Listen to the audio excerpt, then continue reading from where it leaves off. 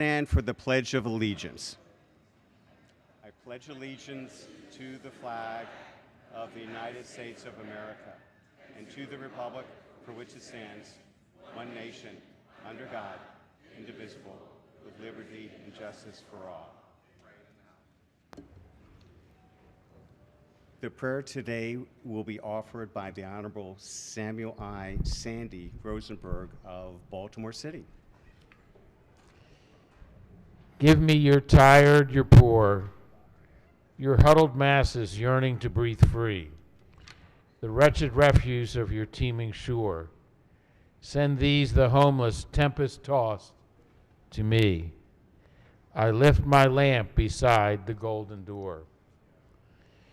When members of the Pena family emigrated to America from the Dominican, they saw the Lady of the Harbor, the Statue of Liberty, from the air. Jocelyn Pena was 14. Washington Heights, the family's destination on the northern tip of the island of Manhattan, had been the first home of refugees from Hitler's Germany. Emma Lazarus's words at the base of the statue remain timeless. They should guide us in the days and months ahead. Amen. Amen. Quorum call. Mr. Speaker. The clerk will call the roll. Has everyone recorded their presence? If so, the clerk will take the call.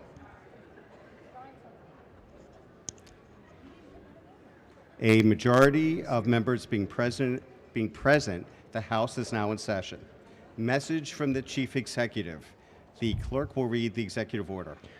Executive Order, proclamation convening the General Assembly of Maryland in extraordinary session at Annapolis, Maryland on December the 16th, 2025. Recognizing the majority leader. Thank you, Mr. Speaker. So much be considered the reading of the executive order.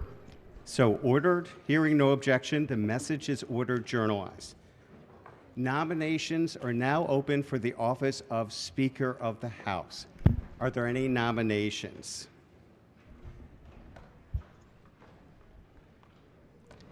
Mr. Speaker. Recognizing the delegate from Prince George's and Anne Arundel counties. Thank you, and good morning, Mr. Speaker and esteemed colleagues. I rise in support of a tireless public servant who has given 110% to the job of delegate for nearly 20 years.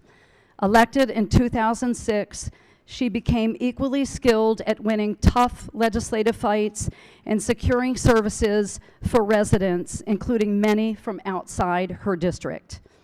I had the incredible good fortune to learn from her. She was a first-term delegate, and I was her chief of staff.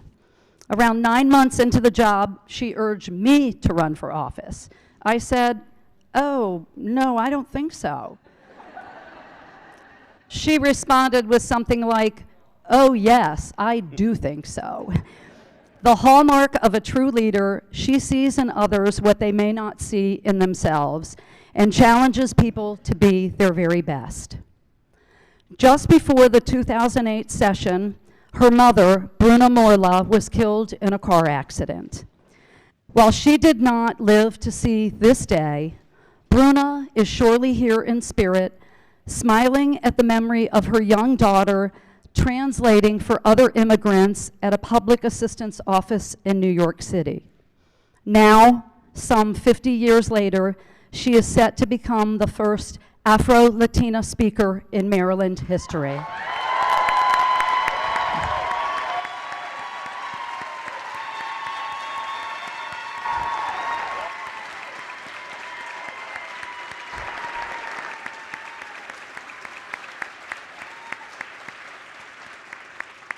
What a remarkable journey for a self-described island girl from the Dominican Republic.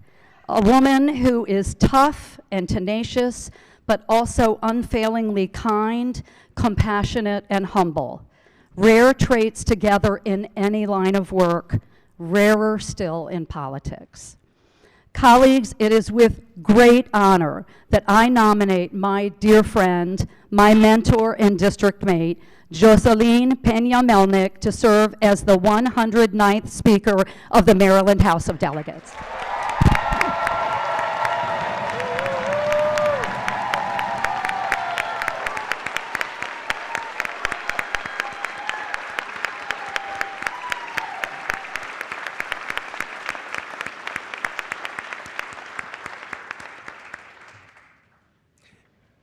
Is there a second? Recognizing the delegate from Montgomery County. Thank you so much, Mr. Speaker.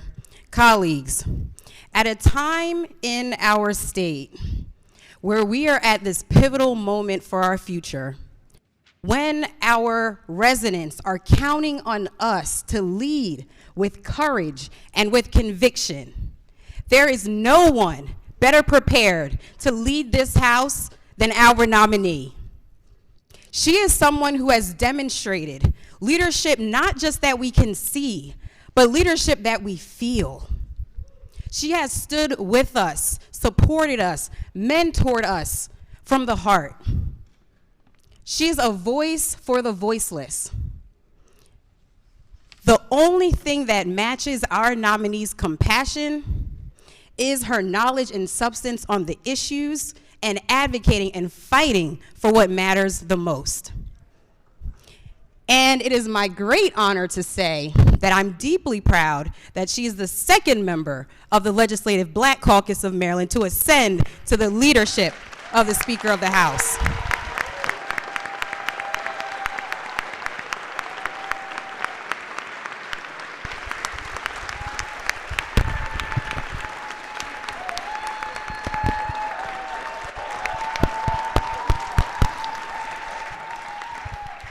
Her rise from deeply humble beginnings is a testament to her strength, to her tenacity, and her fight for others. Colleagues, it is my deep honor and privilege to second the nomination to the Speaker of the House of Delegates, Jocelyn Pena Melnick.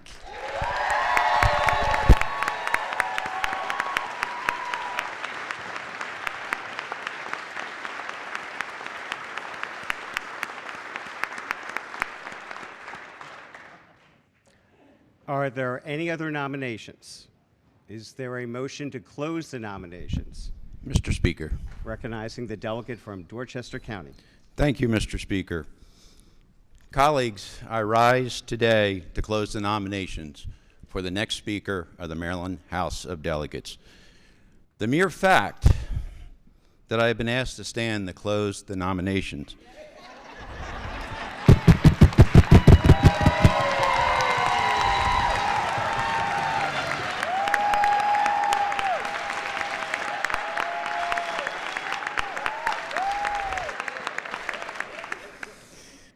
is a testament of the type of leader that the nominee is and will continue to be. She is a leader who is always willing to listen and to understand, regardless of the side of the aisle of which you stand. She has always respected me and my values. I respect her immensely, and I look forward to working with her on behalf of all Marylanders. As a proud member of the Health and Government Operations Committee, which is still in effect today,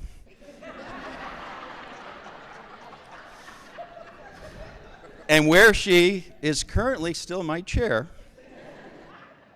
I witnessed firsthand the effort, the engagement, the professionalism, the passion, and most amazingly, the compassion that she puts forth of being a great leader, but most importantly, as a great mentor.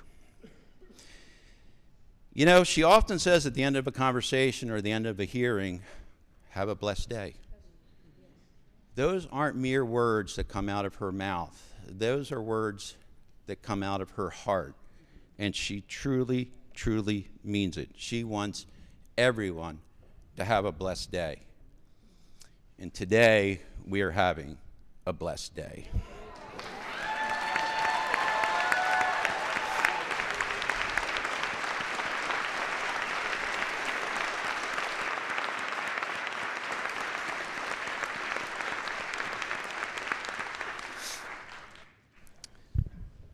So to Jocelyn Pena-Melnick. I wasn't sure if I was allowed to say her name on the floor. It is my highest honor to take part of this momentous occasion today. Thank you. Thank you. I am truly humbled. It has been a pleasure to call you my chair. It is a privilege to call you my friend. And it will be a great honor to soon call you Madam Speaker.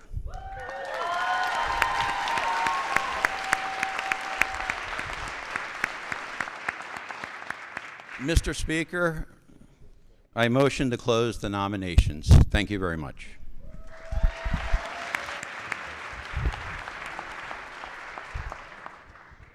Is there a second for the motion to close the nomination? Mr. Speaker. Recognizing the delegate from Prince George's and Anne Arundel counties.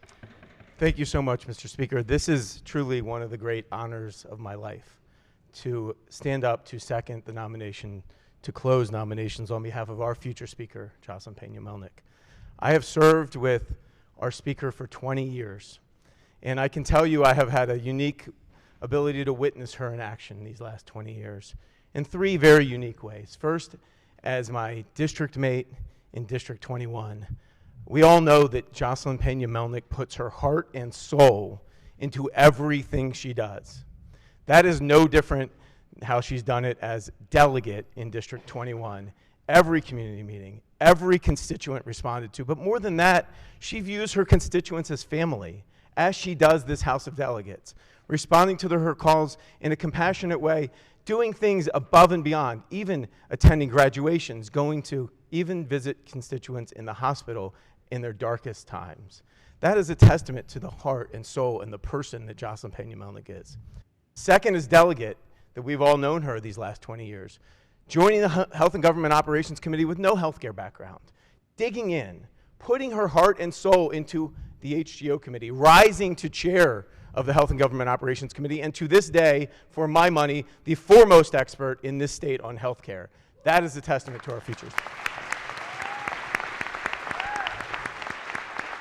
And finally, and I think most importantly, what a lot of us would call her a friend. And for me, I think family. Family over these last 20 years. Somebody who will be there for you in time of need. Someone who will be there to pick you up when you need it. That is what all of us need from time to time, and that is what our speaker, our nominated speaker, will deliver for every single person in this House. Finally, we get to see her now in a fourth capacity in just 1 minute as Speaker of the House of Delegates, where I know she will bring the same tenacity, grit, compassion, and force to make sure that we are able to respond to the challenges ahead of us in a very effective way. I couldn't be more proud of you, my big sister. Love you. Madam Clerk, I move to close the nominations for Speaker of the House.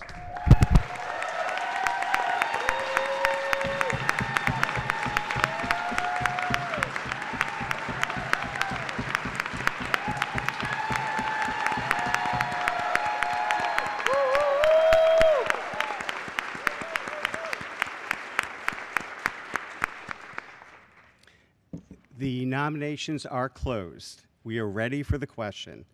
All those in favor of the Honorable Jocelyn A. Pena-Melnick for the office of Speaker of the House signify by saying aye.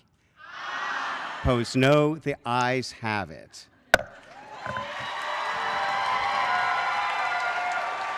The Honorable Jocelyn A. Pena-Melnick has been elected Speaker of the House of Delegates.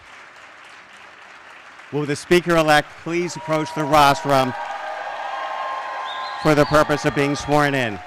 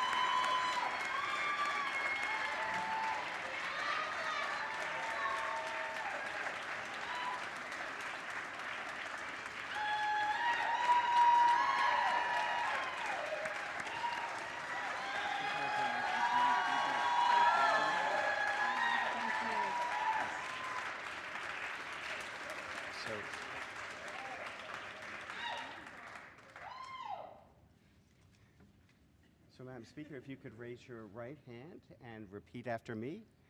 I I, state your name. Jocelyn Pena Milnick, Do swear do swear that I will support the Constitution of the United States that I will support the Constitution of the United States and that I will be faithful and that I will be faithful and bear true allegiance to the state of Maryland and bear true allegiance to the state of Maryland and support the Constitution and laws thereof, and support the Constitution and law thereof, and that I will, and that I will, to the best of my skill and judgment, to the best of my skill and judgment, diligently and faithfully, diligently and faithfully, without partiality or prejudice, without partiality or prejudice, execute the office of Speaker execute the office of Speaker according to the Constitution and laws of this state, according to the Constitution and laws of this state, that I will not directly or indirectly that I will not directly or indirectly receive the profits or any part of the profits receive the profits or any part of the profits of any other office of any other office during the term of my acting during the term of my acting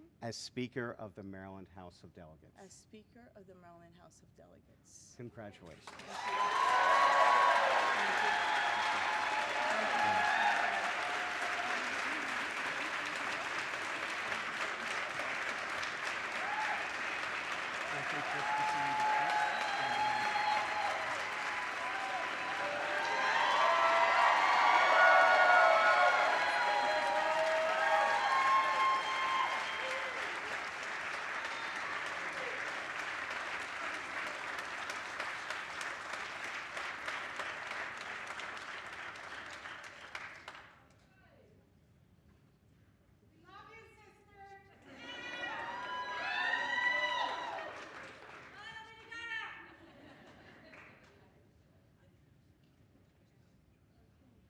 Wow.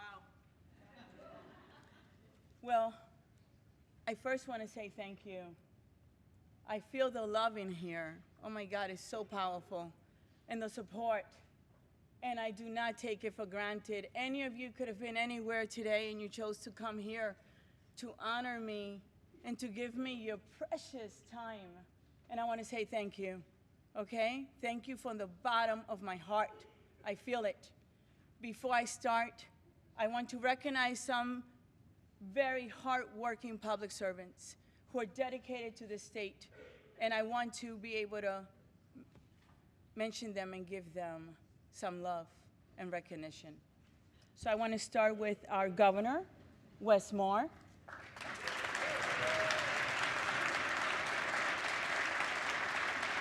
Thank you. First Lady Dawn Moore.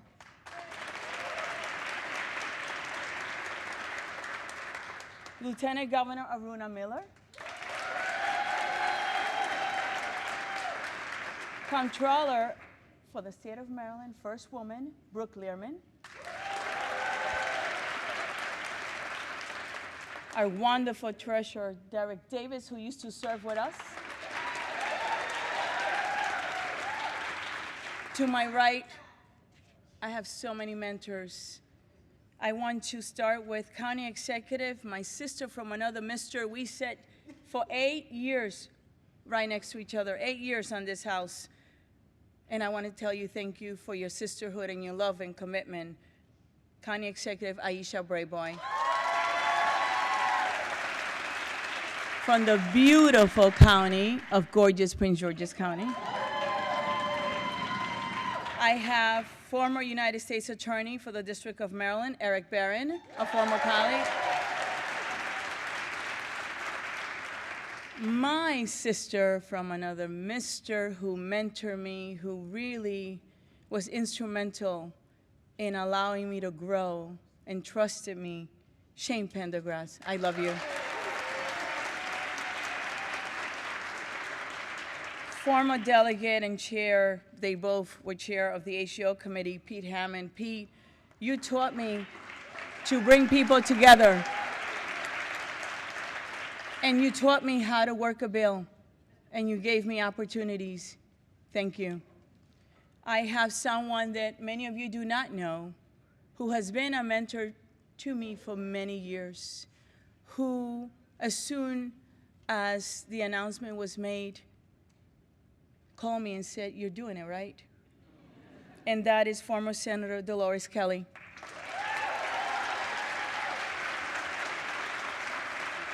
I want to recognize I have so many sisters from other misters, you know that. The former delegate, Ariana Kelly. Another sister that we got in so much trouble at the beginning of our careers, former Senator and Delegate Jill Carter.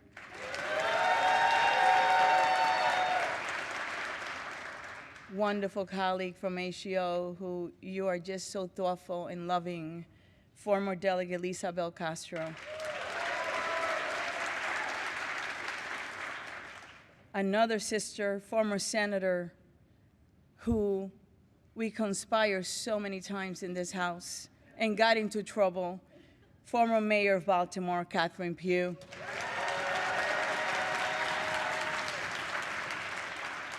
My expert on labor unions, former delegate and friend and seatmate, Jimmy Tarlow.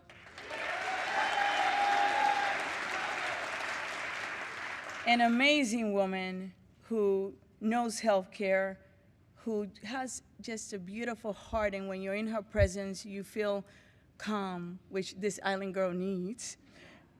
Former Delegate Heather Mazur.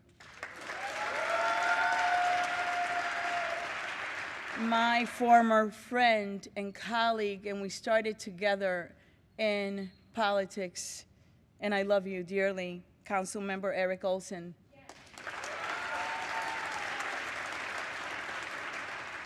Is the ambassador to Panama here? She's Ana Irene Delgado, and I am so proud of you, so proud. Also, another sister from another mister, Mayor Selena Benitez. You are such an amazing leader from Mount Rainier. I have in my district 2 municipalities, and I would like to start first with the Laurel Mayor, Keith Siegner. Thank you so much for your work and commitment. I told you I have a lot of sisters. I have Councilwoman Natalie Fanny Gonzalez and the new chairman of Montgomery County Council. My other municipality where I live, and you're doing great work, Mayor Fazul Kabir. Former delegate who and I'm going to introduce her later, former delegate Ana Sol Gutierrez, you opened doors for us to be in this space. And that is Victor Ramirez and Ana Sol Gutierrez. Thank you. Victor, please rise. Thank you so much for being here. And another sister who serves in the beautiful city, which I now love because my daughter lives there, Baltimore City. Councilmember Odette Ramos, welcome. If I did not recognize you, I know Jackie Reyes from the District of Columbia is here. If I did not recognize you, you know I love you, okay? It's not intentional. I thank you. And thank you for being patient as I get through these comments. So, we're here.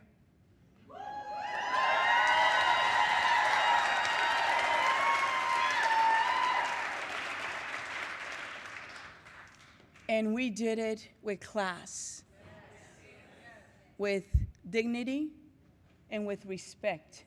And we did it in honor of our speaker, Adrian Jones.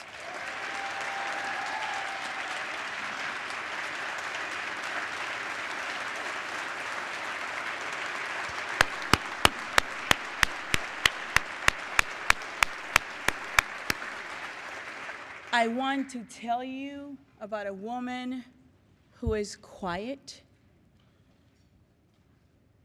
but don't underestimate her. She is decisive. She is persistent. She has class, okay?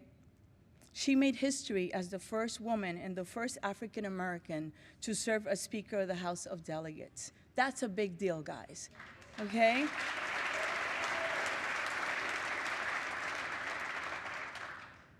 And she carried that responsibility with grace with strength, with integrity. See, you have to understand what a big deal that is. There's a saying that says that you can't be what you can't see. I want you to think about that. And she opened those doors for someone like me to be here today. And I am humble and honored. Under her leadership, this House advanced equity, expanded opportunity, and demonstrated what principle, people-centered, governance looks like. I want you to think about that. She was steady. She is courageous and had an unwavering commitment to the people of Maryland. She did, and I am profoundly thankful for her trust and for the path that she has helped illuminate so that we can have opportunities. Thank you, Madam Speaker. I love you.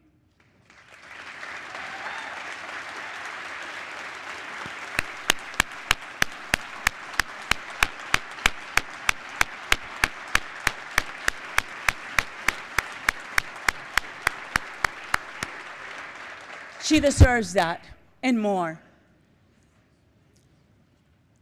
I stand here today filled with humility and gratitude, fully aware that this moment is larger than any one person. I know that. I feel it. It's a tremendous responsibility. I have lived in Maryland for over 30 years.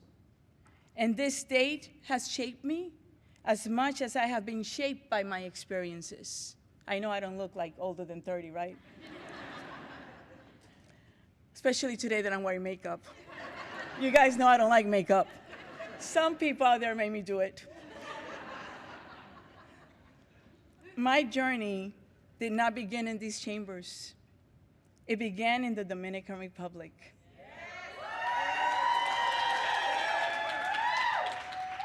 In a small wooden house with a tin roof. One that had holes where the rain will come through. When it rained, my family would place pots and pans around the house to catch the falling drops. That's how I grew up. We didn't have indoor plumbing. We used an outhouse.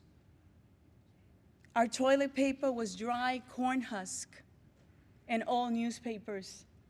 My aunt, Ivelisse, Jamire, my sister, Juby, can attest to that. That's how we grew up.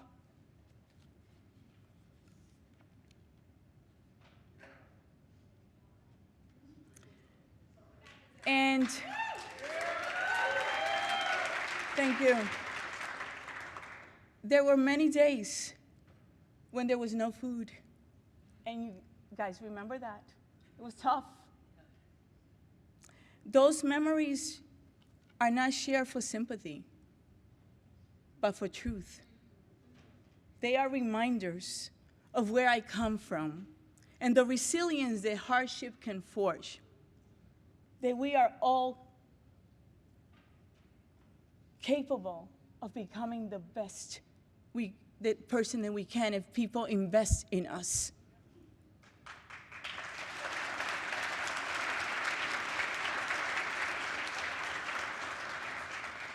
At the age of 8, I came to the United States carrying little more than hope and determination of a family that believed in a better future, like many immigrants. That's why we come here. My mother worked tirelessly and struggled to make ends meet. She was given 15 minutes at work to have her meal. She would go to work with a fever, never missed work. My sister and I, my sister can tell you, it was not easy. We relied on social services to survive. You see, those programs were not handouts. They were lifelines. They allowed us to stand, to learn, and to dream.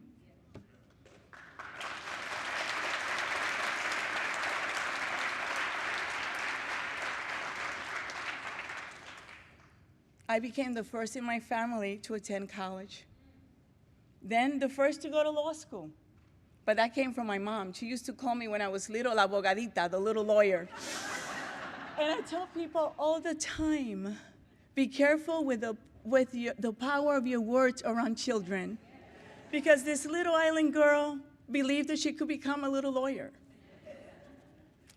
Each step I took when I moved forward was built on the services of my mother, Bruna Modla, who is in heaven, and I know she's here today.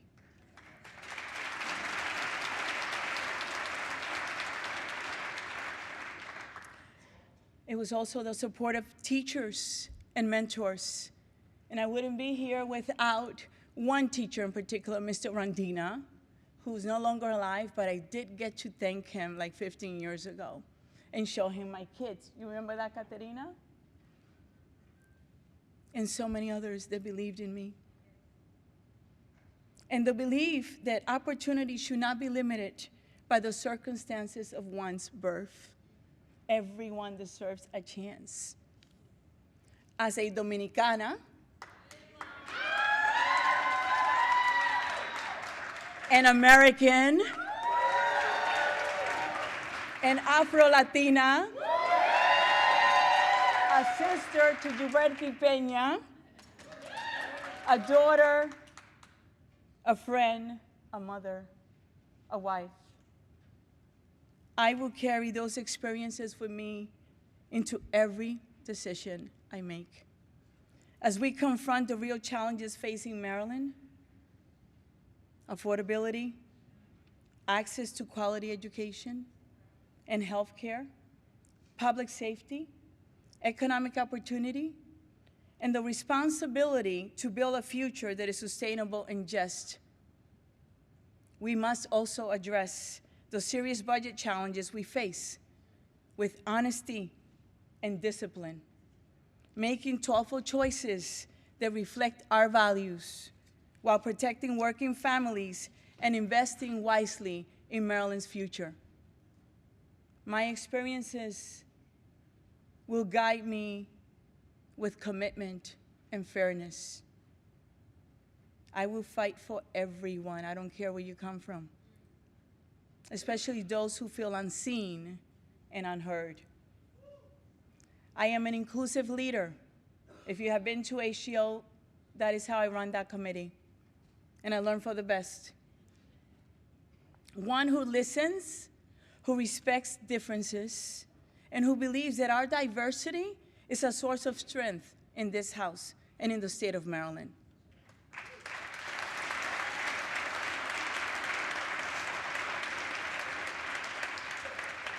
This role calls on us to work across the aisle. Yes, delegate, I am so honored that you stood up. I don't take that for granted because I love you and value you. And to lead with the understanding that progress for Maryland is strongest when it's collaborative. We all are different. We are. We represent different districts. We do. But our people, the people we represent, have the same problems, whether they can feed their kids, whether they can pay for gas, whether they can pay their mortgage, whether they can buy their medicine, whether they can pay their utility bills. They're the same. Maryland is a place of opportunity. It really is. It is, Governor. A home to families whose traditions stretch back generations, and to relatively newcomers from all around the world. They come here to seek possibility and belonging. We must care deeply about the whole state. Can I say that again? The whole state, not just one region or one community. From Baltimore City to the Eastern Shore, from our rural counties to our suburban and urban communities. Every county matters. Every voice matters.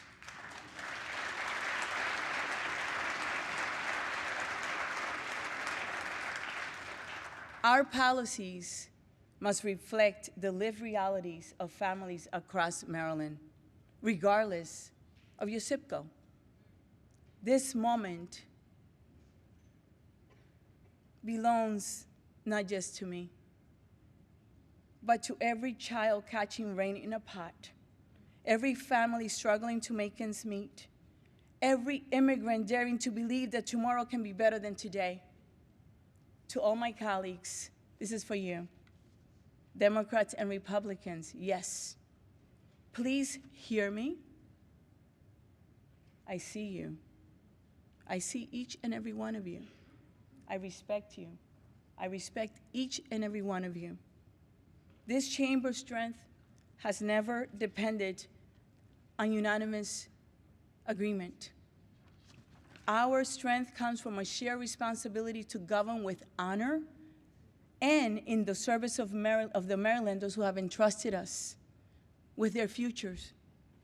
Those are Maryland families, Maryland businesses, Maryland children, Maryland seniors, people with disabilities, farmers, immigrant, labor unions, teachers, and those historically overlooked and marginalized. The people who work hard to make this state what it is and who we are. All of us. As Speaker, my commitment is to operate the House with openness and fairness. You see, leadership to me is compassion paired with accountability. Steadiness, like the Speaker, paired with courage, and vision paired with humility. I will lead firmly, but I will also lead with heart. Markion, Caterina, Alejandra, Camilo, I'm extremely proud of you. I love you more than words can express. I would not be where I am if I didn't have the biggest cheerleader in you, Markion Melnick.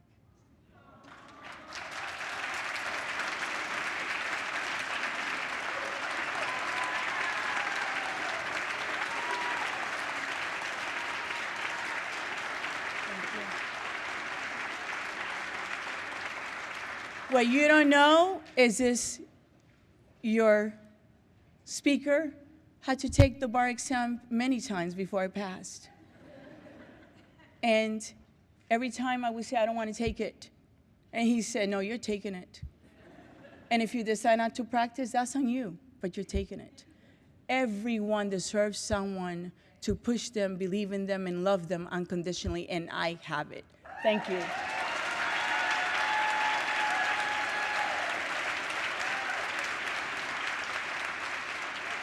Caterina, my Baltimore City girl who loves Baltimore City like crazy, is in her second year of medical school.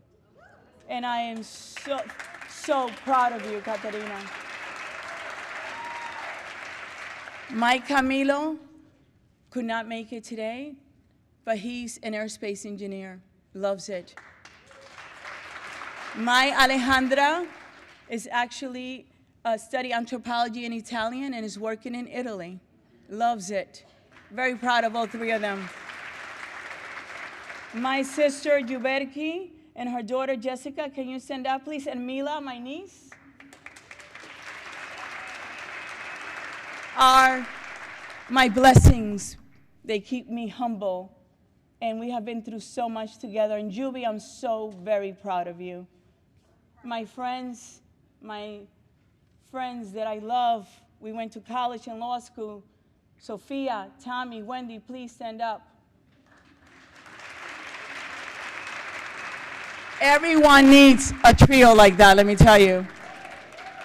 I also want to thank my amazing family, the Melnick side of me. Will you please stand up, Lesh, Stephanie, Marianne.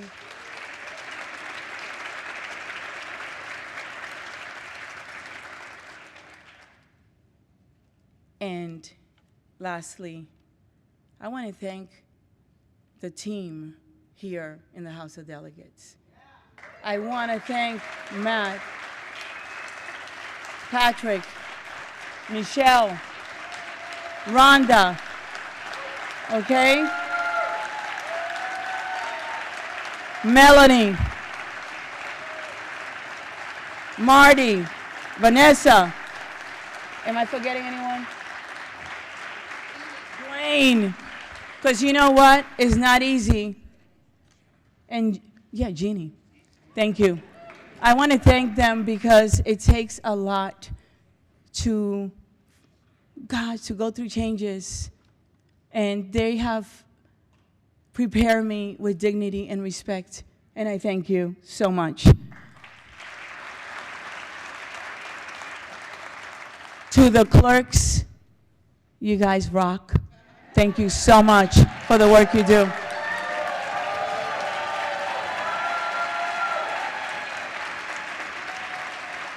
To the troopers who take care of us, you know, thank you so much for all you do.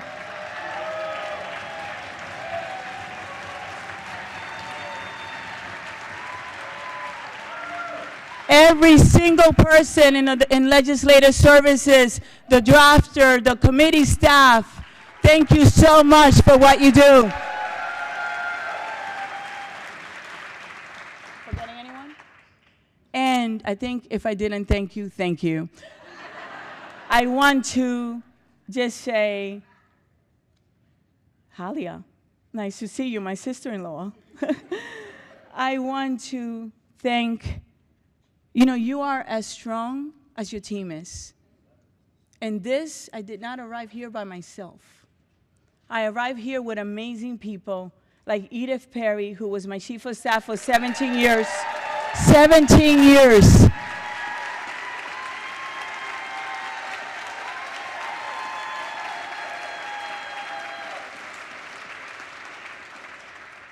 I see some other sisters there, Katina and Maria Martinez. Love you. Michelle, where's Michelle? Michelle? Michelle Furman. My committee chief of staff and committee manager. She has many hats. I'm sure you've seen her with a beautiful little baby that wore a suit for me today. He is one and he wore a suit. Jaden, Michelle, I know you're somewhere working really hard. Michelle and Jaden. Oh, Michelle.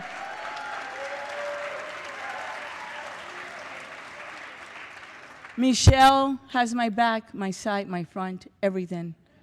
All of you deserve a Michelle, let me tell you, but don't take her from me. And Andrea and Marcos, thank you very much. I have 3 amazing women, and I will offend someone right now, but it's okay, that I love, that I just love unconditionally, and that is Erin, Lindsay, and Lisa, counsel to HGO.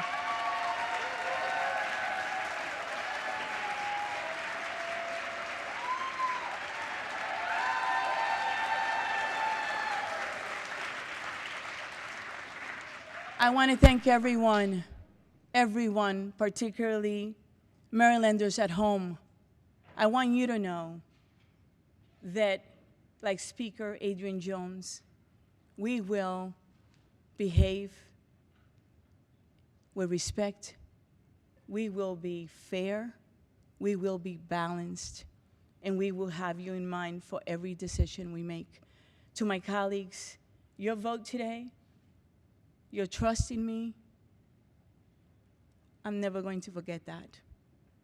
And if you see me messing up, please come by the office. My phone number is the same. Text me, come by the hotel, whatever. Give me an opportunity to fix it. Your ideas are welcome.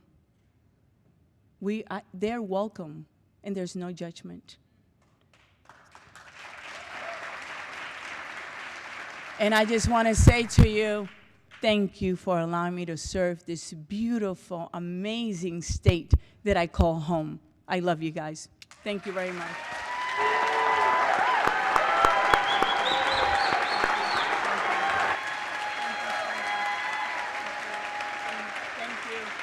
Thank you so much. Thank you, everyone, for your trust and your love. Thank you. Thank you. Thank you so much. Thank you so much. So wait, guess what? We have work to do. So those of you that have to leave, I'm going to give you 2 minutes to go ahead and leave. And those of you that want to see my first session, let's see, hopefully I'll know what to do. You can stay, okay? Thank you so much. You have 2 minutes. Thank you.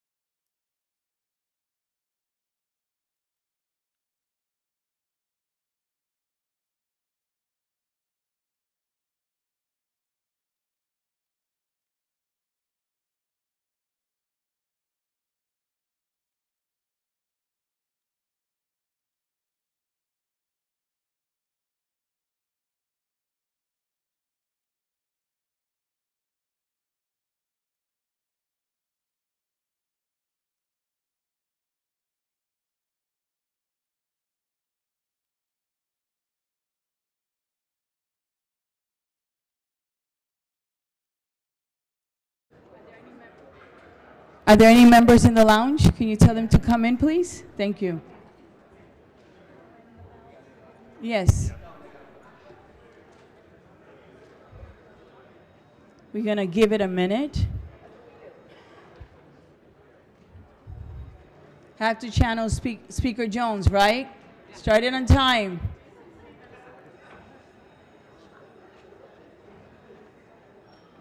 Anybody back there, Marty? Anybody back there?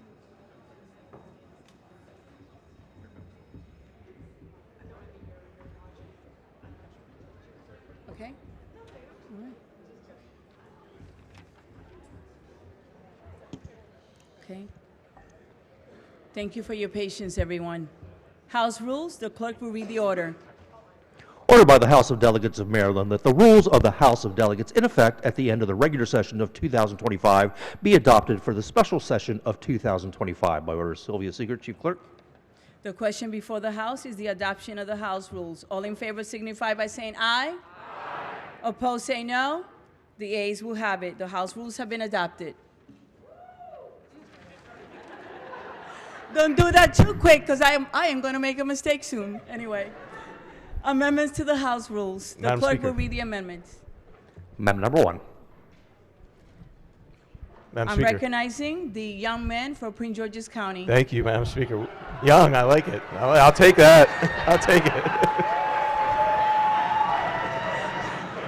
Look, my big sister's already got me the workout here, so. Sorry, I gotta get my reading glasses back on. Amendment 773522/1. Amendment number 1. So order. Thank you. Move so much we consider the reading of the amendment. So order. Thank you. This amendment is pretty simple. It adds a new standing committee, government matters, to our House rules. Just a few brief words on the new rule. First, our committees have not changed in a quarter century. 25 years, we have not changed our committees. But what has happened in the last 25 years, right? We have had an exponential increase in the amount of bills and the complexity of these bills. Moreover, 25 years ago is so long ago that we didn't even have issues like AI, right? We weren't even prepared to know what kind of committee that would go to. And so I think, and our speaker believes, that this makes a lot of sense here, this new rule, to add a committee, to allow more members to sort of be involved and be experts on their bills, and to diffuse the work a little. Some committees have had 400 bills in their standing committee that they dealt with. Anyone here who thinks that any member can give 400 bills their justice, and the sponsor of the bills their justice, in one sitting session is not being forthright. And so I think that this is going to give our speaker the ability to sort of roll up her sleeves, as we know that she will and always has, to look at our standing committees, right? To look at them and say, what makes sense for contiguous subject matter? Where should these things be? While also spreading out the work, right, in a citizen legislature, so that we can give each bill what it deserves and the attention it deserves. With that, I move the amendment. The question, Madam Speaker. okay, recognizing the other young man from Western Maryland. Thank you. You are gracious to a fault. I appreciate that. I'll have to bring you with me wherever I go so you can introduce me that way. I rise only to, I think, and we've had an opportunity to converse about this prior to today, I think it is a very good idea. I think that certainly our committee system can use modernization. Certainly we have seen that there is a disallocation of bills across the committee structure, some having far more than others. And I agree wholeheartedly with my friend from Prince George's County that it is impossible for some committees in some sessions to truly examine the merits of each bill and to give them an opportunity, and those who are invested in them, an opportunity to attempt to advance them. The only opposition, and I hate to do this on the first day that we were all together, and I agree in concept and in theory with what the speaker is suggesting and what the amendment would do. Our only hesitation simply is this. We don't know what the subject matter of the new committee will be. other than that it will relate to government operations, which is a significant and fairly broad topic. And we don't know exactly what members of this body will serve on the committee, which many of you may know. You really like your committee assignments for whatever reasons they may be. Some people here are very, very wed to, I like that committee and I like being there. And I know that the new speaker will work with us, both Democrat and Republican, across the spectrum, hopefully in the next few weeks before we begin our session, to kind of divine people who want to go to new committees, people who can be best suited to the committee structure. I'll make very clear, I think you all understand this. Math is math. You can't politics around math. By going to 7 committees, a significant number of us in this chamber will have to switch committees before January, simply because of the way the math works. Significant number of Democrats, significant number of Republicans will not be on the committee that they currently are. That may work out very well, and I hope and pray that it does, but because of the fact that we're just not sure of what the outcome of what we're voting on today will be, I think that is why anyone who chooses to register an opposition to the amendment will be doing so, not out of any concern that what you're doing doesn't make sense, because I think in theory it does make sense. So I appreciate the opportunity to be consulted about this, and I appreciate and hope that the membership understands what the perspective would be. Thank you. Thank you. Seeing no one else, the question before the House is the adoption of the amendments. All in favor signify by saying aye. Aye. Opposed, say no. The ayes have it. The amendments have been adopted. Order of organization. The clerk will read the orders. Ordered by the House of Delegates of Maryland that the orders and appointments adopted for the regular session of 2025 be hereby continued for the special session of December 16, 2025. By order, Sylvia Seeger, Chief Clerk. Hearing no objection, the orders are adopted. Appointments. The clerk will read the appointments. Resolved that the Speaker makes the following appointment. The Honorable H. Kevin Anderson to the Environment and Transportation Committee. By order, Sylvia Seeger, Chief Clerk. Hearing no objections, the appointments are adopted. Message to the Senate. The clerk will read the message. Ladies and gentlemen of the Senate, the House of Delegates has organized pursuant to Article 2, Section 16 of the Constitution of Maryland.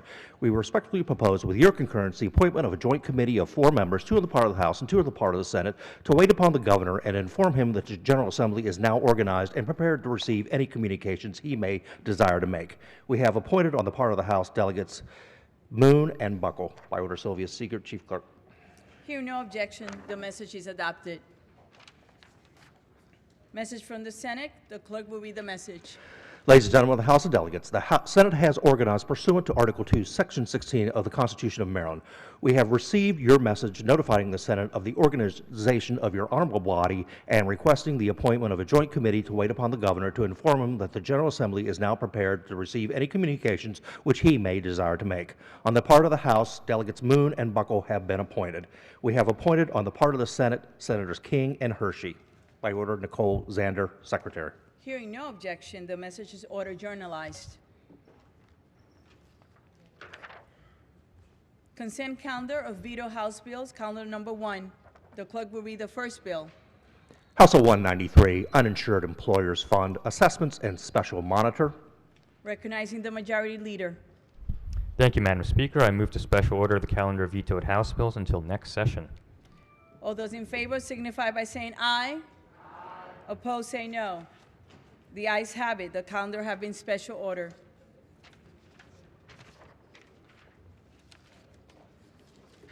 Veto House Bill calendar number 2. The clerk will read the bill. House Bill 270, Data Center Impact Analysis and Report. House Bill 270 has been vetoed by the governor. The question before the House is, shall the bill pass notwithstanding the objections of the chief executive? A green vote overrides the governor's veto. 85 votes are needed. Madam Speaker. Yes, recognizing the young man from St. Mary's. Thank you, Madam Speaker. Appreciate the opportunity. Congratulations. Thank you.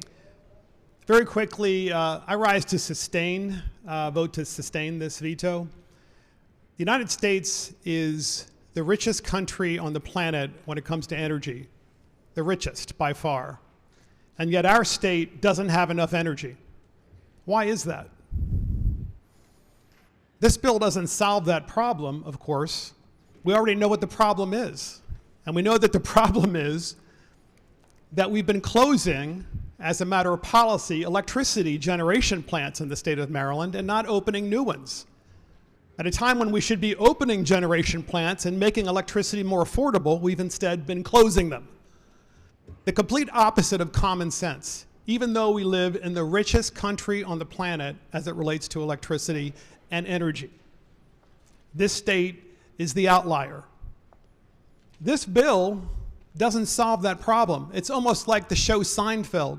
It's a bill that does nothing, about nothing, giving it to a bunch of college academics that will achieve nothing to make electricity affordable in Maryland, and won't solve the state's competitiveness in energy or in business or in anything.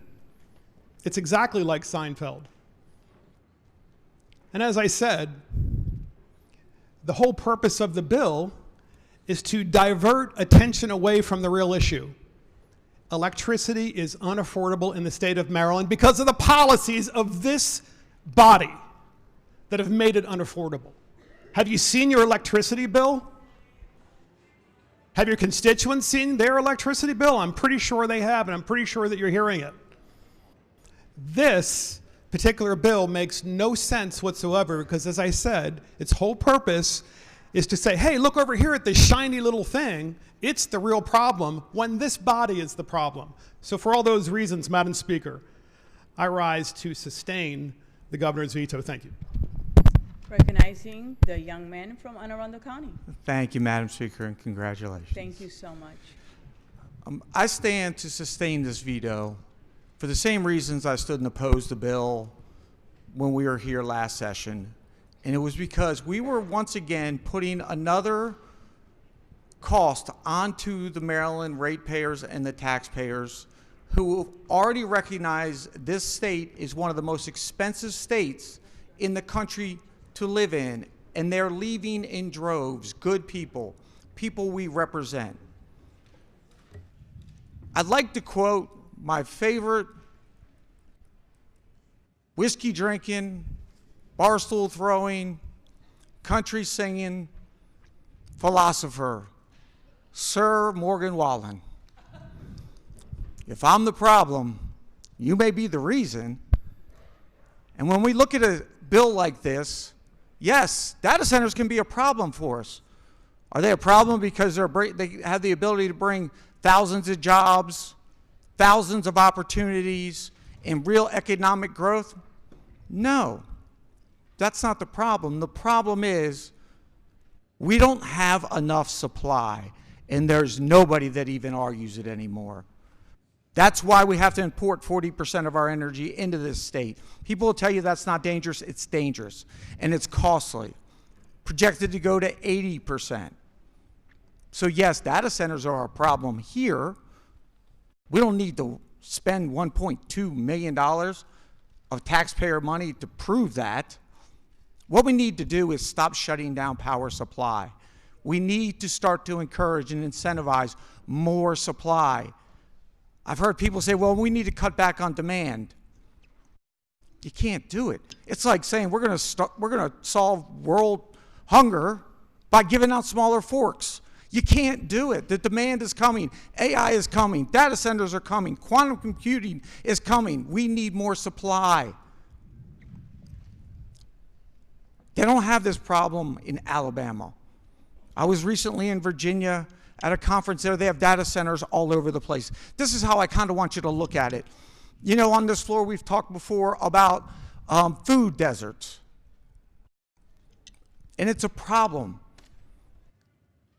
We don't talk about the reason, for the most part, because the people that have the problem, the mom trying to feed their baby, the mom trying to get prescriptions for their grandmother. She doesn't care about the reason anymore. She knows it's a problem. And then here comes a big developer and says, I'm going to put 2,000 new homes right next to you. You know what she thinks first? Are they going to bring a grocery store? Well, that's not what we're doing out with this bill. We're saying, yeah, we're going to put this data set or this big development next to you, and we're going to make you pay to do a study to see if they need a grocery store or not. That's unconscionable. That's what this bill is. That's why I stand to sustain the veto. We should not be putting more and more costs onto the ratepayer and the taxpayer in the state of Maryland for a reason that we know that's going to come out of this. We don't have enough supply. I can tell you, send me the $1.2 million. We don't have enough supply to fix the problem. That's why I stand to sustain this veto. Thank you, Madam Speaker. You're welcome. Recognizing the young man from Southern Maryland. Thank you, Madam Speaker, and congratulations. Thank you very much. First, I want to just talk about what the bill is. The bill simply studies the impact of data centers from a neutral position. It studies things like the air environmental impacts that when you build these facilities, that will have on the surrounding community. It studies the economic impact on how many jobs are brought to your state when you build that. It studies the demand on the cost of energy that we are all concerned about. Since the start of 2025, electricity bills across the country are up 13%. And so the largest impact of that are data centers. And we want to find out, without sticking our head in the sand, what that impact is specifically to Maryland. It has been referenced about Virginia. And I know many of you from rural communities like mine in the northern and western part of this state are feeling that impact greater than anybody else. Because for Virginia's data centers to get their energy, they're building transmission through your counties. And I often hear about preserving our agricultural look, feel, and integrity, and these have the greatest impact of that right now in our economy. Last, I just want to say the study doesn't cost $1.2 million, it costs $500K. So let's just make sure that we're actually talking about facts. And like I stated, if we want to know the true impact of the demand, because apparently we have this gigantic supply shortage, then why wouldn't we want to look at the thing that is going to exacerbate demand the worst and cause the shortage of supply to skyrocket in price and impact each and every one of us and our ratepayers? With that, I urge the body to override the veto. Thank you, Madam Speaker. Madam Speaker. The young man from Cecil County and Hartford County. Thank you, Madam Speaker, and congratulations once again. Thank you so much. I actually rise to support the override of this veto. I represent a border county that borders Pennsylvania. Folks in my county have been fighting, clawing, scratching, trying to stop transmission lines from cutting through my county. I've talked to a lot of my constituents. They are urging me to support this bill and to support overriding the veto for a number of reasons. I agree with my colleagues that there's been a lot of actions of this body that has created this crisis, shutting down our power, importing power from Pennsylvania. And of that 40% we import, 60% of that's fossil fueled. So all we did was offshore or push out of state the same fossil fuel production we didn't want to produce here. So we've had a major role in creating this crisis. However, I commend this body for trying to take a deep dive in this to make sure we don't make another mistake. There are lots of issues facing the state of Maryland when it comes to energy production, when it comes to the questions about data centers. There's conversations about Amazon looking to buy Calvert Cliffs to privatize the energy production to support data centers and taking that off the grid. What would be the impact of that? That's a major question we need to consider. We don't know what the future holds. We know we need more energy. We know we don't have another chance to make another mistake. We got to get it right. We got to make sure we're not harming our rural communities along the Pennsylvania border to import more power. If we can find a way to make sure this is the right decision or the wrong decision, that is the concern. And listen, $500,000 is a lot of money. Anybody who doesn't think $500,000 isn't a lot of money, congratulations. Right? For me, for my family, for the people I know, that's a ton of money. But if we can get it right and make good decisions and be objective and try not to put Marylanders in more harm's way with the energy and find out. Again, I don't know if data centers is the right solution for Maryland, right? But we need more information. My constituents want more information. This body needs more information so we can legislate and lead to make sure we're setting all of Marylanders, every Marylander up for success. And with that, I support the veto override. The young lady from Baltimore. Thank you, Madam Speaker. Very proud of you. Thank you. Thank you so much. I stand to vote to sustain the veto, and to direct the conversation, we've had a couple things said about why your electric bills are so high. It is not because of data centers. It is because too many power plants have been closed. Why are these massive power line projects going on in my district as well? It is not because of data centers. It is because Brandon Shores is being shut down. That is directly why my district is being harmed and impacted by the proposal to run high voltage power lines next to my constituents' homes and schools. Reopening Brandon Shores would solve that problem. Our energy crisis is not because of data centers, and shifting the conversation to do that is simply blame shifting and changing the subject. This study will not lower the price of your electric bill. This is a ruse, and I urge you to vote to sustain the veto. Thank you, Madam Speaker. You're welcome. Thank you, Madam Speaker. Yes, the young man from Anne Arundel County. Southern Maryland. Southern Maryland, sorry. You know what? You're sitting there. That's Surrounded true. by That's beautiful Anne Arundel County, but the we can fix that. Young man from And you're Southern doing a Maryland. fabulous job, may I add. And thank you so much. I rise to support the governor's veto, and I want to piggyback on some of the things my colleague from Baltimore County just said. Electric bills are not high because of data centers. Electric bills are high because we lack power generation. Now, I do agree, data centers are a problem. Not a single dime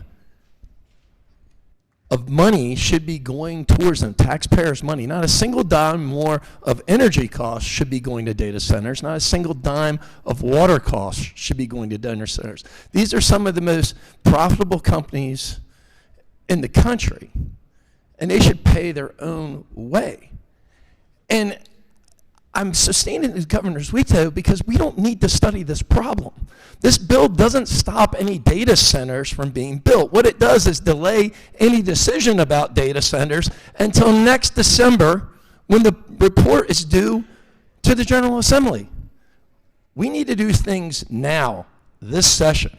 We have a pre-filed bill coming up this session that actually makes data centers responsible to generate their own power, because it should not be going on the grid. So with all that, and the $1.2 million the governor said that it would take to conduct this study, I am going to stand with him and vote for this. Thank you. Thank you. Thank you. Madam All right. Speaker.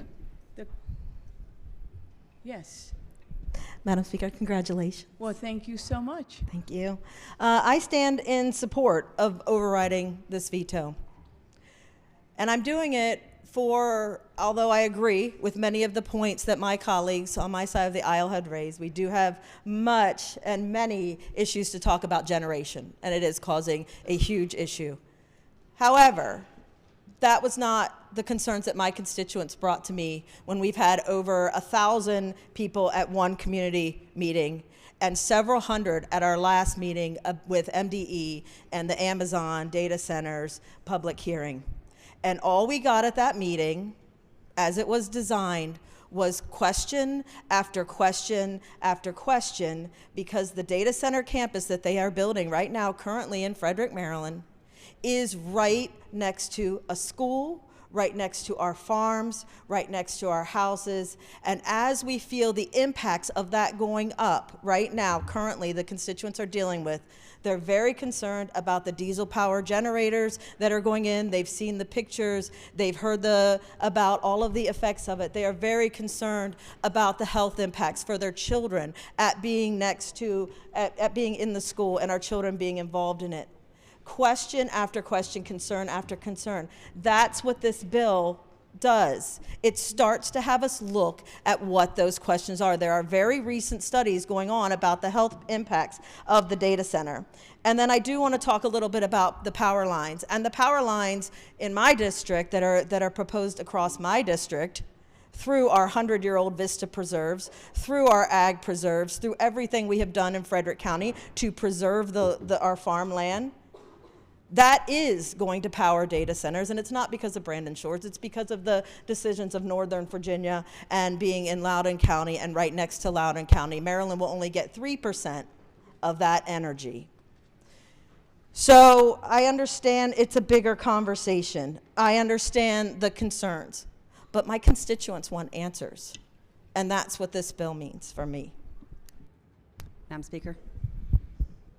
Actually, I saw first the young man from Baltimore County. He was patient. Thank you, Madam Thank you. Speaker, and congratulations and good afternoon. Thank you and good afternoon to you. Thank you. Wanted to speak directly to the bill and just clarify what it does. 2 points. Data centers are nothing new. I worked at a data center 15 years ago. Data centers have been around for decades, 50 years, 60 years maybe. We know what data centers do. We know what they need. This is nothing new. This bill is an economic study for the data center industry. That's what the bill is. The problem with the bill is that taxpayers are subsidizing it. If you remember, we had a conversation on this floor where we tried to amend the bill to say, we get that you want the information, but let's have the industry pay for it. And that amendment was voted down. We were told it's $500,000 as it came through the House. As it came back through the Senate, it was $0. The governor says it's $1.2 million. Now the committee has changed their voice. They first said it was $0. Now it's $500,000. I don't think anybody actually knows what this costs. But for me, if there is a single taxpayer dollar going towards subsidizing an industry that's been here for 5 decades, I disagree with it. And that's the premise of the bill. Maryland taxpayers should not be paying for economic research for corporations. That's cronyism, it's crony capitalism, and I'm a no. The young lady from Harford County. See, I'm Madam getting it. Yeah, thank you, Madam Speaker. Congratulations. Thank you so much. Yeah, so I just want to tell you guys, I found the solution. You guys are going to love it. Okay, Virginia already did the study. It's there. They did it. They studied the health impacts. They studied all the stuff you want to study. Their taxpayers may have paid for it already for us, so we don't actually have to spend this money because they just did it for us.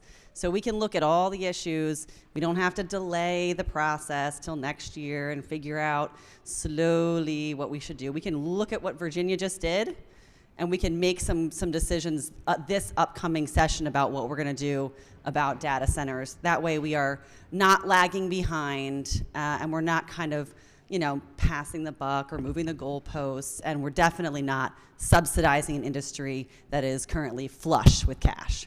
Thank you so much, Madam Speaker. The clerk will call the roll. Madam Speaker.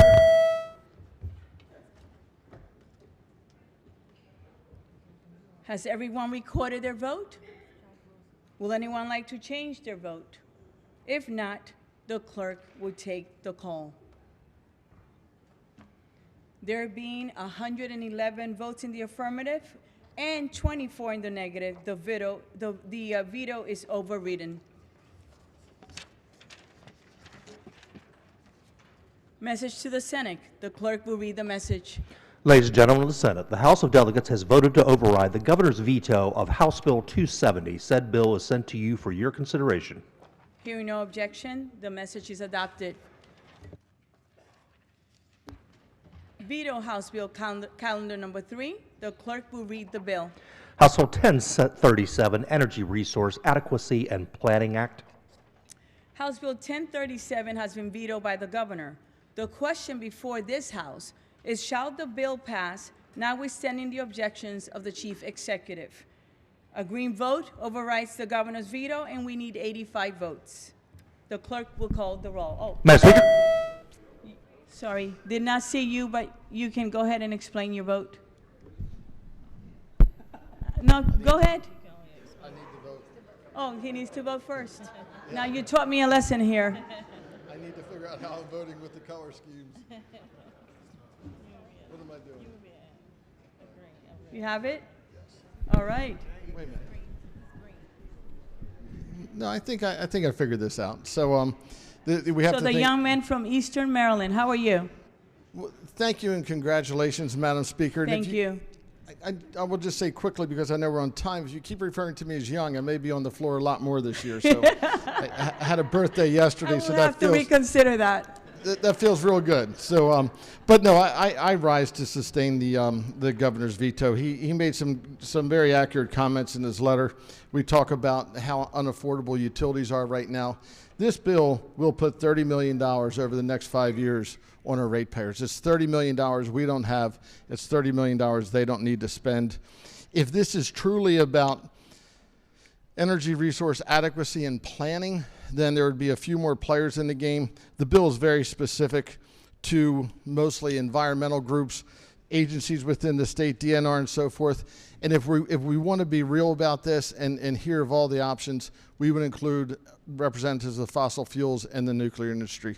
So with that said, again, I'm voting to sustain the governor's veto. Thank you. Recognizing the young man from Southern Maryland. Thank you, Madam Speaker. Thank you. I just want to be clear what this bill does, because we're talking about costs, and the governor, and he's a friend of mine, and I understand his worry about affordability, but in essence, this will be about, at worst, 10 cents a month for the average residential customer. The issue is right now we're paying at least $5 a month for the RMR for the Wagner and Brandon Shores. Right now, we don't have a plan. We are entirely dependent on PJM, which doesn't always have Maryland in mind when they're planning the power for the region. That's 13 states. What we are constantly doing is reacting, and I know people in this body are tired of being asked the questions, well, why are my energy, what's going to happen? How are we going to lower our energy bills? They're being tired of asking, what do you mean there's going to be a transmission line through my backyard? These are all the things that we as Marylanders need to start becoming more privy to, and we can't do that right now because we are merely reacting. What this office does is, it's basically the argument is what penny wise, pound foolish. We are investing in ourselves. We are ensuring that we know what's going to be happening in Maryland, that we're making sure we still achieve our energy goals, as well as meeting our energy demands. Getting the right people together to make sure they forecast every 3 years, and this body can ask at least five times a year for reports to ensure that we're going in the right direction. When these data centers come online, and again, we have my committee's been trying to work on it, and I'm sure the committee will be working on it again this year. But when these data centers come online, we need to be prepared. We need to know what the energy demand is going to be. We can't be caught off guard. In addition, if the argument is that we've closed down, and by the way, we have not closed down a coal plant. They closed themselves down. To be very clear, we have not closed down an oil plant. They closed themselves down because they're not financially viable. So what I'll say is, again, if that's what you believe, well, then that's what this study is going to help. That's what this report is going to help, because it's an independent body. It's not beholden to the governor. It's not beholden to us. It's beholden to the state of Maryland to make sure we have a plan. Your time has expired. Thank you. Madam Speaker, to explain my vote. Yes. Thank you, Madam Speaker. I just wanted to respond a little bit. I know the chair said that we have not closed down any power plants, but power plants are closing primarily right here. They're not closing in Virginia. They're not closing in Pennsylvania. They're not closing in the other PJM member areas. They're closing here. And they're closing here because, with all due respect and love, the policy coming out of that committee is not encouraging the investment in our state. So it is the fault of this body that they are closing. Whether we actually signed the close orders is really irrelevant. We are why, if we weren't, it would be happening everywhere in PJM. And it's not. It's only happening here. Thank you, Madam Speaker. Has everyone recorded their vote? Would anyone like to change their vote? If not, the clerk will take the call. There being 96 votes in the affirmative and 39 in the negative, the veto is overridden. Message to the Senate. The clerk will read the message. Ladies and gentlemen of the Senate, the House of Delegates has voted to override the governor's veto of House Bill 1037. Said bill is sent to you for your consideration. Hearing no objection, the message is adopted. Veto House Bill Calendar Number 4. The clerk will read the bill. House Bill 384, Maryland Disability Service Animal Program, established. House Bill 384 has been vetoed by the governor. The question before this House is, shall the bill pass, notwithstanding the objections of the chief executive? As a reminder, a green vote overrides the governor's veto. 85 votes are needed. The clerk will call the roll. Madam Speaker. Has everyone recorded their vote? Would anyone like to change their vote? If not, the clerk will take the call. There being 126 votes in the affirmative and 9 in the negative, the veto is overridden. Message to the Senate. The clerk will read the message. Ladies and gentlemen of the Senate, the House of Delegates has voted to override the governor's veto of House Bill 384. Said bill is sent to you for your consideration. Hearing no objection, the message is adopted. Thank you. Veto House Bill Calendar Number 5. The clerk will read the bill. House Bill 56, Procurement State Department of Education Local Food Purchasing Program. House Bill 56 has been vetoed by the governor. The question before the House is, shall the bill pass, notwithstanding the objections of the chief executive? A green vote overrides the governor's veto. 85 votes are needed. The clerk will call the roll. Madam Speaker.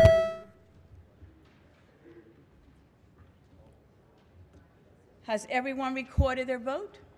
Would anyone like to change their vote? If not, the clerk will take the call. There being 127 votes in the affirmative and 8 in the negative, the veto is overridden. Message to the Senate. The clerk will read the message. Ladies and gentlemen of the Senate, the House of Delegates has voted to override the governor's veto of House Bill 56. Said bill is sent to you for your consideration. Hearing no objection, the message is adopted. Veto House Bill Calendar Number 6. The clerk will read the bill. House Bill 333, Healthcare Ecosystem Stakeholder Cybersecurity Work Group. House Bill 333 has been vetoed by the governor. The question before the House is, shall the bill pass, notwithstanding the objections of the chief executive? A green vote overrides the governor's veto. Again, 85 votes are needed. The clerk will call the roll. Madam Speaker. Has everyone recorded their vote? Would anyone like to change their vote? If not, the clerk will take the call. There being 127 votes in the affirmative and 8 in the negative, the veto is overridden. Message to the Senate. The clerk will read the message. Ladies and gentlemen of the Senate, the House of Delegates has voted to override the governor's veto of House Bill 333. Said bill is sent to you for your consideration. Hearing no objection, the message is adopted. Veto House Bill Calendar Number 7. The clerk will read the bill. House Bill 1316, Primary and Secondary Education, Youth-Centric Technology and Social Media Resource Guide. House Bill 1316 has been vetoed by the governor. The question before the House is, shall the bill pass, notwithstanding the objections of the chief executive? A green vote overrides the governor's veto. 85 votes are needed. The clerk will call the roll. Madam Speaker. Has everyone recorded their vote? Would anyone like to change their vote? If not, the clerk will take the call. There being 126 votes in the affirmative and 9 in the negative, the veto is overridden. Thank you. Message to the Senate. The clerk will read the message. Ladies and gentlemen of the Senate, the House of Delegates has voted to override the governor's veto of House Bill 1316. Said bill is sent to you for your consideration. Hearing no objection, the message is adopted. Thank you. Veto House Bill Calendar Number 8. The clerk will read the bill. House Bill 128, Climate Change Adaptation and Mitigation, Total Assessed Cost of Greenhouse Gas Emissions Study. Let me just read the question before the House is, shall the bill pass notwithstanding the objections of the Chief Executive? Recognizing the Minority Leader. Thank you, You're Madam welcome. Speaker. We've already talked, some folks have talked at length about the problems in our energy policy and our state's posture with respect to energy.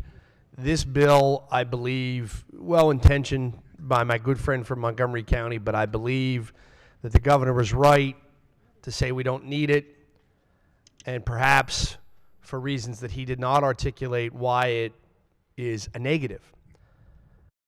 We do not exist in a vacuum. We are not the country of Maryland. We are not an independent source of energy. We are not an independent source of jobs. Everybody's figured that out real quick the last year. When you can't rely on the federal government to support your economies, you don't have a very good economy. And we're not in charge of energy policy for the country, and we're not in charge of energy policy for the world, and we have a teeny tiny statistically significant scientific impact on the scientific theory known as climate change. Teeny tiny. We don't really make a whole heck of a lot of difference, and that's tough, man. If I was a climate change activist in Maryland, it's tough, because you can win any vote here. You can win any vote. The great green God will be prayed to. We can win any vote, but you go home at night and you know, man, I don't matter that much. It really doesn't matter about the rising of the oceans if I run an electric line or a coal-fired plant or a natural gas plant in one part of 6.2 million people, because guess where they're not shutting them down? Virginia, Ohio, West Virginia, Pennsylvania, North Carolina, Florida, Oklahoma, Montana, Texas. They're going to be digging the Bakken Shale out of Texas and Montana and all those places until everyone in this room is probably dead. That is not going to change no matter what we want to do here in the state of Maryland. Ain't going to change. Because energy is needed globally and nationally. And we have a very limited impact upon it. What we do with bills like this that say we're going to commence a study to find out how much global climate change has impacted tiny little Maryland, and then put a price tag on it and then sue you. ExxonMobil, all these companies that provide the energy, we're going to sue you. That is the predicate for the bill. That was the original bill, was to authorize ways to either sue or to create a taxation system for energy companies operating here in Maryland. And you know what they're going to do? They don't need us. You need them. You want a data center? You need them. You want an office building for federal workers? You need them. You want your constituents to have cheaper utility bills and electric bills and heating bills for people who are having a hard time making ends meet? You need them. They don't need you. They don't need you. Because there's 49 other states in this greatest nation on earth known as the United States of America, and very, very, very, very few of them are going to do what this bill and what this philosophy proposes to do.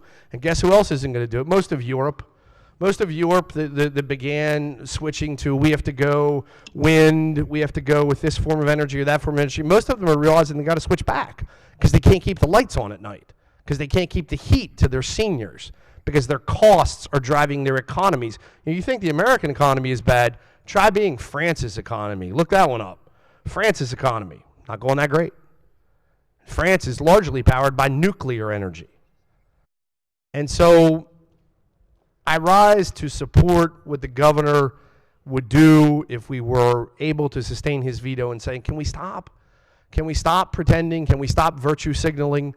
Can we stop telling all of our activist friends that we're really doing something, we're really fighting? Because all we're doing is sending a signal to the people who provide the power and the energy that all of you want and all of you need and all of your constituents want more efficiently and cheaply as possible. We're telling them, screw off, Maryland doesn't like you, we don't want you, we're going to search for ways to hurt you. And that's not a symbol and a sign in today's times that we should be sending. And I'll close with this. Climate change, you know, it's an important thing, but I've been hearing about it, 25 years. I thought by now that my nice home in Allegheny County would be, you know, oceanfront property. It would be worth a lot more money by now. I thought that the rising tides would come all the way my way and it'd be great. None of that's happened. None of that's happened by the slightest little bit. We all know that. Not to suggest that there aren't instances where rising waters happen. They happen right here. Not to suggest that there are not effects of potential climate change and we need to mitigate them. Absolutely. But I want you to take a look at public polling. After all of the hundreds of millions of dollars that have been spent messaging on this issue, out of all of the thousands, seemingly thousands of activists who wander and roam the halls of Annapolis, Maryland during our sessions about this issue, check your public polling and see how many real voters and real constituents place this as a high priority. You'll find almost consistently in almost any kind of public poll taken in recent months and years that it is almost always the very last issue. They care about affordability. Cracking down on energy suppliers and producers hurts affordability. They care about crime. They care about taxes. They care about jobs. They care about their schools. They do not believe and care that these types of policies have a direct impact on their lives. And I think that we should recognize that with the policies we advance here. Thank you, Madam Speaker. The young man from Montgomery County. Madam Speaker, Nice to see you. nice to see you as well. Thank you. I want to thank the gentleman, the majority leader, for his words. I think it's important to really focus on what this bill does. This bill is a study. That's all it is. I don't want to mix up the bill, conflate the issues of some of the previous bills in which we've just heard a bunch of information about climate change and data centers and transmission lines, but that's not what this bill is. Those were the previous bills that we overrid. This bill is simply a study to figure out, to get a better idea in working with MEA and the Comptroller's office to figure out exactly what climate change is costing Marylanders. When we talk about the cost of electricity, we talk about the cost of energy going up, there's a lot of reasons for that, and I don't know that anybody has the magic bullet of exactly what it is, but climate change is obviously a really, really big piece of that. So the sooner that we can, as a body, get a better understanding of what that looks like, of what that number actually is, the sooner that we can have a well-informed, intelligent conversation about what we may or may not do with that. But we can't have an intelligent conversation about what to do or what not to do until we have an idea of what those costs are. So that's all this bill does. That's all this bill is. So I would strongly advise the body to go green and override the veto. Thank you. Madam Speaker. Thank you. Recognizing the young lady from Hartford County. Thank you, Madam Speaker. I'm really appreciative of the sponsor, the good gentleman from Montgomery, for standing up to share that this is a study. And I know that this is the cone of silence, and y'all will not tell the governor that I am actually reading from his letter. But he actually mentions that in here on page 2. He actually says that prior to the 25 session, DLS reports that they are tracking 3,901 mandated reports, which excludes, by the way, he says, the Joint Chairman's report. Many of the reports, and I quote, are never read and simply collect dust on the shelves. We are not having 3,901 well-informed conversations, folks, but we are paying for this research. And by we, I mean your constituents, the taxpayers. And I know, as Madam Speaker mentioned, we are focused on our fiscal cliff. We're all committed to fixing the fiscal mess we're living in, and continuing to add a 3,902nd study to the list is fiscally irresponsible, unnecessary, and I hope you guys will join me in trying to cut a bunch more of the fat that the governor referenced. Thank you. The clerk will call the roll. Madam Speaker. Has everyone recorded their vote? Would anyone like to change their vote?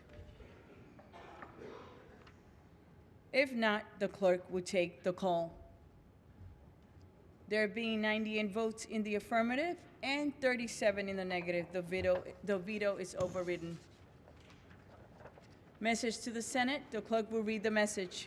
Ladies and gentlemen of the Senate, the House of Delegates has voted to override the governor's veto of House Bill 128. Said bill is sent to you for your consideration. Hearing no objection, the message is adopted.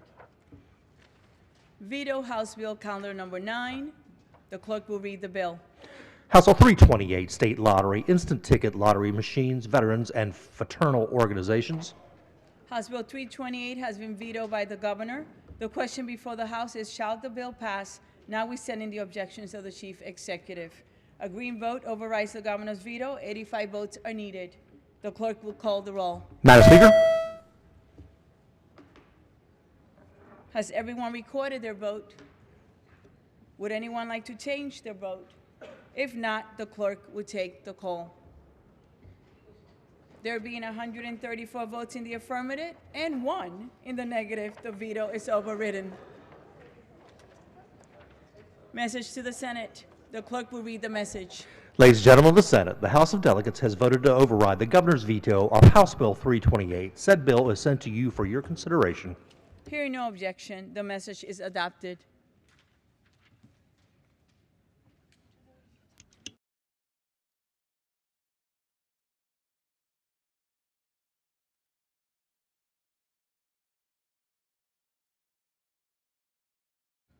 Okay. Quorum call before recess. Madam Speaker.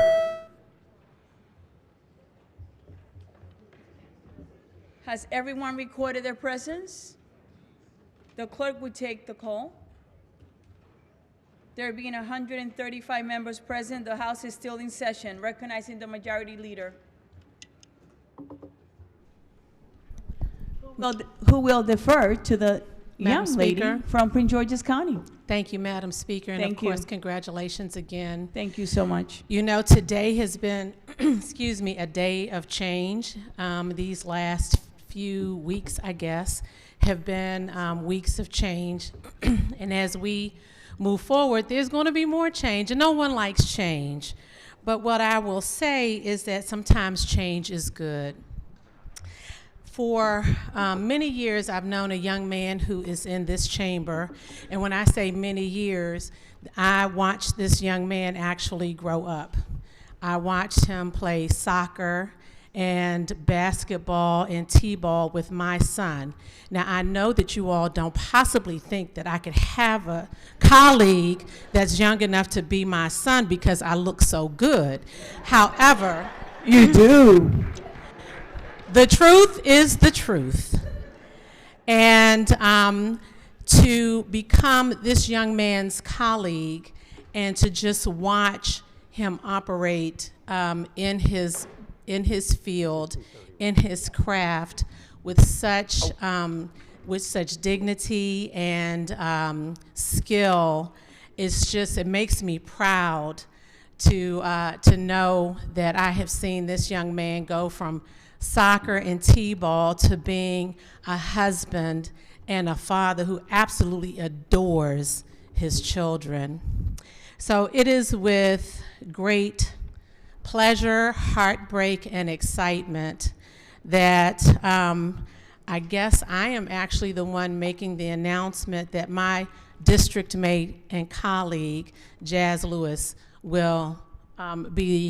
will be his last session here with us. And so I want you all to just pray for him as he moves forward. Pray for his family and his children, that they will continue to grow in all of the admonition and the care that we want all of our children to grow into.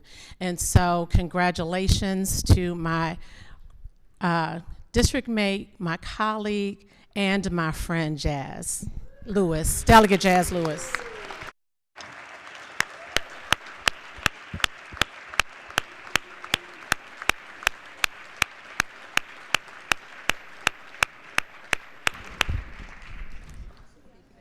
Madam Speaker.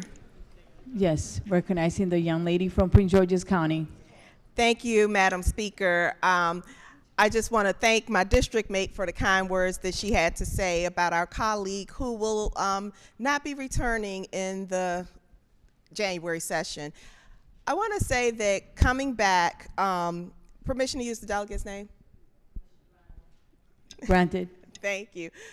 Coming back to this body was daunting for me. I didn't know what to expect. I didn't know if I'd be met with laughs and jeers, if there would be lots of arguments, if people would be accepting or not. And I want to thank Delegate Jazz Lewis for just being a support. You've been wonderful to work with. It has definitely been a pleasure to get to know you. And I know that wherever you and your family go next and whatever you do next, I know that you will excel to the top of your craft. And I am just so proud to have worked with you, so proud to have been your district mate. And I pray for you and your family that nothing but good comes your way.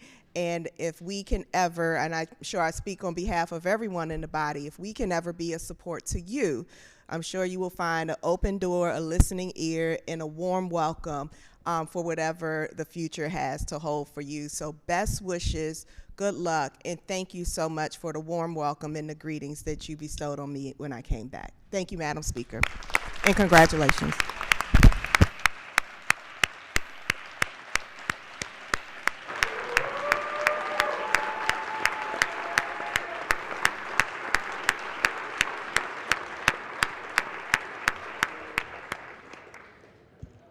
So I'm going to recognize the majority leader next, but just for the House to note, he's going to tell us when to come back. And please come on time, because then we can be done really quickly. And I am channeling the speaker, Adrian Jones, who said, please don't let me save you from yourself. Make sure you come back, recognizing the majority leader. Thank you, Madam Speaker. I move that the House stands recessed until Tuesday, December 16th at 2:30 p.m. But colleagues, we will pause for a moment of silence in memory of our former delegate and friend, Charles Otto.